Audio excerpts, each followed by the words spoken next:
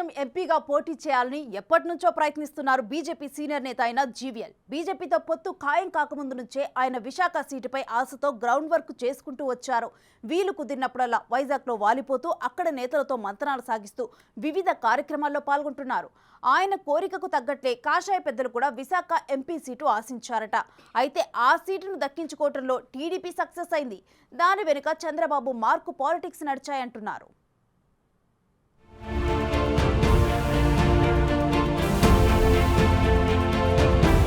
TDP తాజాగా ప్రకటించిన మూడో జాబితాలో 11 అసెంబ్లీ, 13 పార్లమెంటు నియోజకవర్గాల అభ్యర్థుల పేర్లను ఖరారు చేసింది. టీడీపీ ప్రకటించిన ఎంపీ క్యాండిడేట్ల లిస్టులో విశాఖపట్నం టీడీపీ అభ్యర్థి కూడా ఉండటం ప్రాధాన్యత సంతరించుకుంది.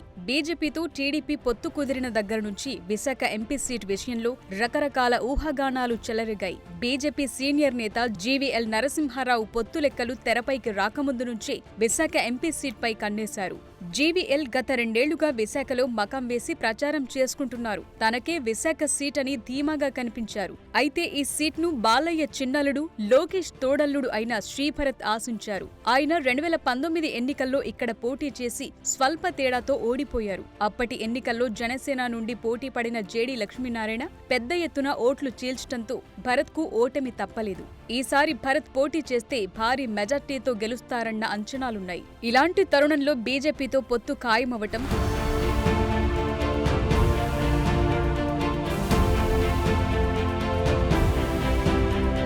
జీవీఎల్ దూకుడు టీడీపీ వర్గాలను కొంత ఆందోళనకు గురిచేసినట్లు కనిపించింది. విశాఖ ఎంపీ సీట్ మీద బీజేపీ కూడా పట్టుబట్టిందన్న ప్రచారం ఉంది. విశాఖలో నార్త్ ఇండియా ఓటర్లు ఎక్కువగా ఉండటం, వారంతా బీజేపీకి అనుకూలంగా ఉంటారన్న లెక్కలతో బీజేపీ పెద్దలు జీవీఎల్ కోసం ఆశించారట.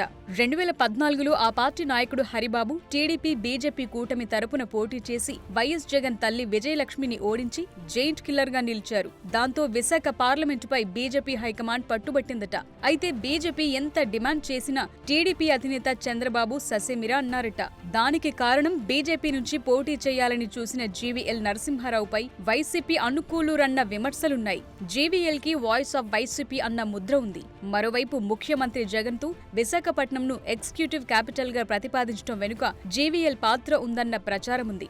ఆ క్రమంలో విశాఖ టీడీపీ శ్రేణులు జీవీఎల్ పేరు చెప్తేనే మండిపడుతుంటాయి. ఇలాంటి పరిస్థితుల్లో జీవీఎల్ పోటీలో ఉంటే విశాఖ సీట్ ఖచ్చితంగా పోతుందని టీడీపీ సర్వేల్లో కూడా తేలిందట. అదీ కాక అక్కడ టీడీపీ అభ్యర్థి నందమూరి అల్లుడు. అందుకే చంద్రబాబు వ్యూహాత్మకంగా చక్రం తిప్పి జీవీఎల్ ప్రయత్నాలకు చెక్ పెట్టారట.